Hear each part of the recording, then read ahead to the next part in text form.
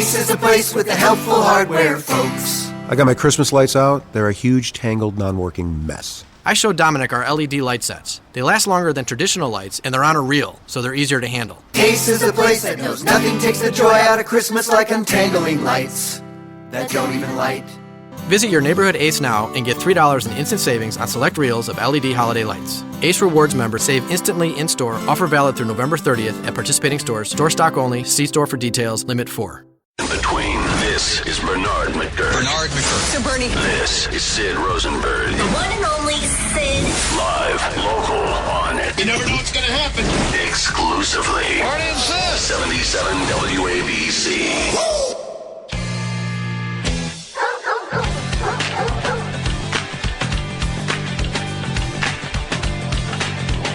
Back on the Bernie and Sid show on 77 WABC. Little Casey Kasem shout out to Jasper Perino. Jasper Perino, let's go right to our guest. On the line with us right now is co-host of The Five on Fox News. Also, she was the former White House press secretary for George Bush. And there's a long list here. Also, a co-host of a show on Fox News on the weekends called I'll Tell You What. With our guy Chris, who was on with us a couple days ago. That's right, a good guy, fun guy. And author of the new book, Let Me Tell You About Jasper, How My Best Friend Became America's Dog. Dana Perino. Good morning to you, Dana. I love how you say, I'll tell you what. I'll tell you what. Yeah. That's kind of the way Chris says that. Kind of. Close. Kinda. He's got that West Virginia thing going on. Yeah, he does. You know that I tricked him into how we were going to name that show. Because for a long time we never named it. It was part of our shtick. We're like, if you name it, you have to keep it. So don't name it. Like a puppy. Right. Then one day in Philadelphia, we're walking at the convention, and I said, hey, what if we called our show I'll Tell You What? And he said, I like it. It's really good. So we started recording the podcast that day, and he's like, oh, my gosh, I say that all the time. I'm like, bingo, you do. There you go. It works. I love it. People love it. Love it. And it's actually a good show, a fun show, podcast, and it's on 5 o'clock on Sundays on Fox News until the election and maybe beyond. And I'll tell you something else about people loving it, Dana. And not that you need me to tell you this. It doesn't matter. But I watch Fox News all day, every day. Bernard, of course, is on with Bill O'Reilly every Tuesday night. And I watch the 5. I love all you guys. Kimberly's a great friend of ours. All you guys are. Eric. But I got to say this, for me at least, I enjoy you the most. I distinctly remember a couple of weeks ago you were on with O'Reilly saying, listen, I'm not here to be a cheerleader, okay? If Trump says or does something stupid, I'm going to be critical. And a lot of your colleagues, who are friends of mine, by the way, Dana, they refuse to do that. And so for me, watching you was more refreshing because, you know what, you call it the way you see it, which the media does not do either way. I think it's interesting that, thank you for saying that. I appreciate that because sometimes it can feel a little lonely. But it feels good, right? So I go home at night and I can live with myself. No, exactly. Listen. I'm on a station that, for the most part, has conservative listeners. The overwhelming majority of our listeners, Dana, are Trump supporters, and I'm voting for Hillary. So I get my ass kicked on this station every single day by these people. They call with the most horrible things about me, and you know what? I, like you, leave at the end of the day and say, you know what? That's my opinion. I own it. I love it. Well, I also have always felt that for the Republican Party, wishful thinking is the biggest enemy. It's not even other Republicans or even other Democrats, right? It's wishful thinking. And especially in August when there was this movement afoot to try to say that the polls were all skewed and rigged. You know, we tried that in 2012, and the polls were correct, and Obama beat Romney. And I think we just have to face the facts as conservatives that we have a harder hill to climb. And blaming other forces when that's not even accurate doesn't help you win elections. That is true. But in this particular case, there's a certain venom directed towards Donald Trump that even the New York Times, one of the reporters, he admitted, and other reporters and other news organizations have said, listen, forget being objective. We have to stop this guy. He's a bad guy. It's our patriotic duty to stop this guy. So in that spirit, maybe they're affecting the polls. They are oversampling Democrats, perhaps. They're not oversampling Democrats. Okay, all right. The problem is there are more Democrats than Republicans in the country. But you may be right, but you can understand why people are cynical, perhaps. Well, certainly the media is less trusted than Congress. Yes. I mean, you can't. That's like if you were doing what is that dance? The limbo. The limbo? The one where you try to go under the bar. The Rush Limbaugh. Yeah. limbo. Yeah. I mean, it's hard to even get under that bar, but that's where the media is. But, when I was White House press secretary, I really felt the importance of that First Amendment, and I thought of the job as 50-50. 50% advocating and defending the President and the United States of America, and then 50% advocating and defending the press. Because we need them. Well, we need the press, but again, as somebody who's voting for Hillary, and I don't like Donald Trump, I don't like him. I do admit that he does have to face a very difficult media bias. I admit that every single day, but here's where I'll draw the line. When he loses in 13 days, and he will lose, when he loses, I don't want to hear that he lost because of the media or the rigged elections. He lost because when we had the opportunity, he really did, to maybe even win this race. He stunk in that first debate. The Billy Bush stuff came. All these things that went on in and around him, which were his fault. He needs to be somewhat accountable if, in fact, he loses, no? Well, part of the Republican Party that I've always loved is the emphasis on personal responsibility. So that race was actually just 2 points. 2 points in September. Until after the first debate. 10 in August and then 2 points in That's September. right. And after he lost the first debate badly, and he never came back since. Well before the Billy Bush tape Dana came out, he never came back after his performance in that first debate. But true. I would say that he's had some better moments. For example, on Saturday when he gave his Gettysburg Address, which bold move, right, as a Republican going to Gettysburg to give an address. And the substantive part of the speech, if you're a regular Republican, you look at that, you maybe read like, okay, like I could agree with all of this. This is pretty good. But it wasn't the media's fault that he decided then to talk about how he was going to sue his accusers and make that the headline again. That's not the media's fault. That was a bad choice to open up the speech at Gettysburg with, I'm going to sue my accusers. 7 years ago. Oh, wait, no. They're liars. No, that wasn't the best move on his part, knowing the way the media would treat it. Now, listen, Dana Perino is our guest here on the Bernie and Sid Show. The book is Let Me Tell You About Jasper, her dog, and we're going to talk about the book in a bit. But before we get to that, Sid is acting like it's a foregone conclusion that Trump is going to lose. He is down in the polls, but even Megyn Kelly, among others, she has chronicled Trump's various comebacks during the campaign from May to June, and et cetera, et cetera. And then September was great for him. So now you have the polls essentially 5, 6, maybe 7 points, and then you have this Obamacare October surprise, which came from the Obama administration. HHS actually released the information. Obamacare is imploding. So are you of the opinion that it's a foregone conclusion that the race is over, or is there a shot for Trump?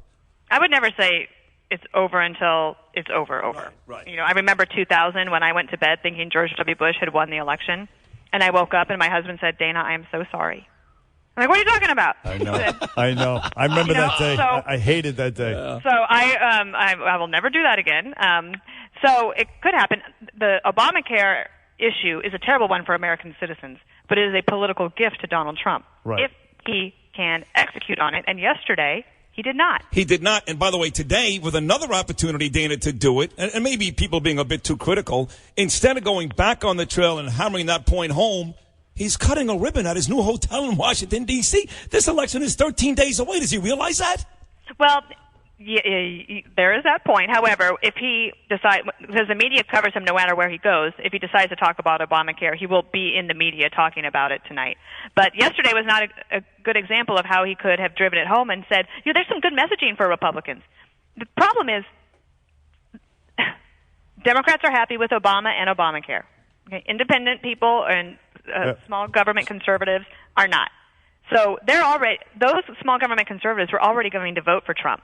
So it's those independents that he has to try to appeal to. And there's two main things that you could do is to say Republicans have put forward a plan that would repeal Obamacare but keep two things in place that you really like.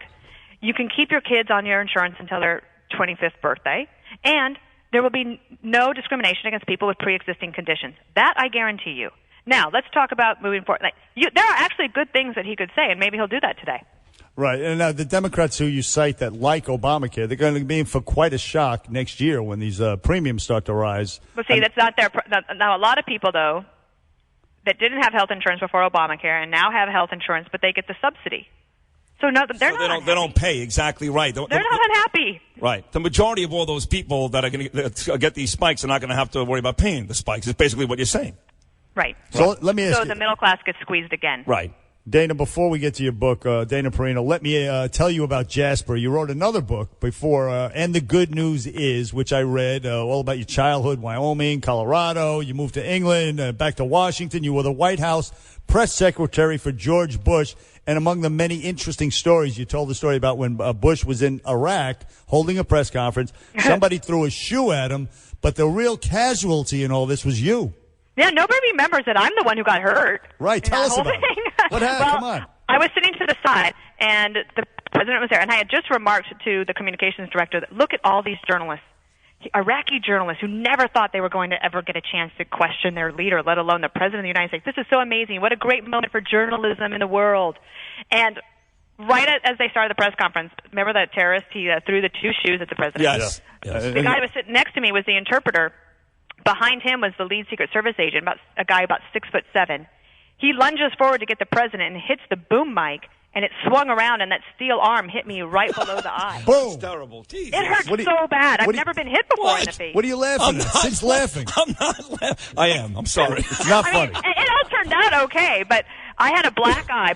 Imagine this for a metaphor. I had a black eye for the last 6 weeks of the administration and had to go in front of the television cameras every day to brief the press. Awesome. Oh, did you, be honest, did you cry?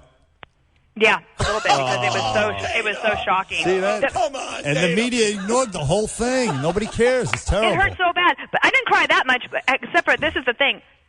You guys are hockey fans, I imagine? Yes. Did you know that if you get hit in the face, if you get hit in the eye, you shouldn't lie down on your side because all the blood will pool there? I did know that, yes. Okay, so girls don't know that kind of stuff. Okay. I slept from Baghdad to Kabul on the floor of Air Force One on a little mat with my blanket, and then when I woke up, I walked in to put away my blanket and my mat, and the president said, "How you doing?" And when I turned around, his face fell. He says, "Oh my God!" Like Stallone after Rocky III. You're talking about Baghdad and Kabul and all these places, and I wonder. We're still talking about the Iraq War, whether or not it was a bad decision. I wonder, with the fight going on in Mosul now, which has become headline news, obviously, Dana, is that still very personal for you? Well, I feel for the people. I covered that I followed it very closely. I had to talk about it all the time. I understand the debate about whether it was good to go in or not. And I think if people had had different information at the time, would they have gone in? Probably not. And President Bush writes about that in his book. But did you see the clip of the little girl? She's 10 years old, and she gets rescued the other day by the Iraqi soldiers, and she's freed from ISIS. And she says to them, "I thought you were never coming." Yeah, in fact, they have a lot of video of people weeping in the streets that were thrilled to be freed from ISIS. Weeping in the streets. A lot of neocons get a bad rap, but I grew up a kid of the Reagan era in Wyoming, and I'm for intervention because I think that we have a moral obligation to do so. So the question about this battle, I think that we can win it militarily, but can we keep the peace? And that's the harder part. That's the question. Are we better off with, say, an iron-fisted dictator than a democracy that turns into, in the West Bank, it turns into a terrorist state? Or in Iraq, depends on if they can get their hands on small-scale nuclear weapons, such as the ones that we're worried about out of Pakistan. But if the iron-fisted dictator, in this case, let's say Bashir al-Assad, there, we keep him there as opposed to ISIS, the quote-unquote rebels who are made up of al-Nusra, al-Qaeda, ISIS, etc. Are we not better off with Bashir al-Assad? Well, 6 years ago, that might have been different. Right, so you might, if President Obama had decided to enforce his red line at the time, we might not be in this situation today. Fair enough. All right. Well, listen. The book is our guest is Dana Perino from Fox News, The Five, and I'll tell you what. And I'd love to come back. Well, let me no. We're not done yet. Let me tell you about Jasper. I talk about the book. Do you want to talk about a dog book? Yes. Just real quickly. Let me tell you about Jasper and tell us what it is about in a couple of sentences. So it is born out of a chapter that was cut from the first book. I needed to cut it back. I gave him back the dog chapter, which broke my heart, and the editor said, "I promise one day there will be a dog book." So it's about my lifelong love affair with dogs. Well, not in that sense, but, I love dogs.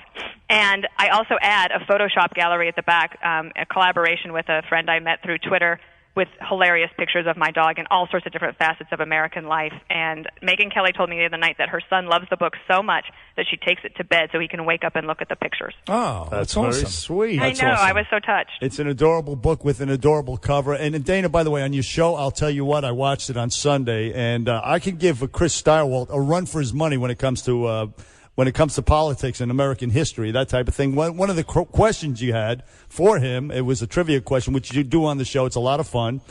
2 presidents since 1900 have been elected to 2 terms each, but never got a majority of the vote. Which presidents were they? I got the answer right. Yeah, I'm sure you did. So did my British-born husband, and he was very proud of himself. Peter's a very smart guy. We know that, Dana. Bill Clinton and Woodrow Wilson, of course. See, I would have had that. I had it. I would have never guessed Woodrow Wilson. Only because I recall the Teddy Roosevelt, the Bull Moose Party run. Bull Moose, Split the vote. You do know your history. Split the vote. Oh no, he is an idiot savant minus the savant. Hey, Dana Perino, thank you for appearing Thanks, on Bernie guys. and You Sid. have a fun show. Let me tell you about Jasper is the book, How My Best Friend Became America's Dog. Check it out, folks, Amazon.com. And thanks, Dana. Back on Bernie and Sid after this. 77 WA.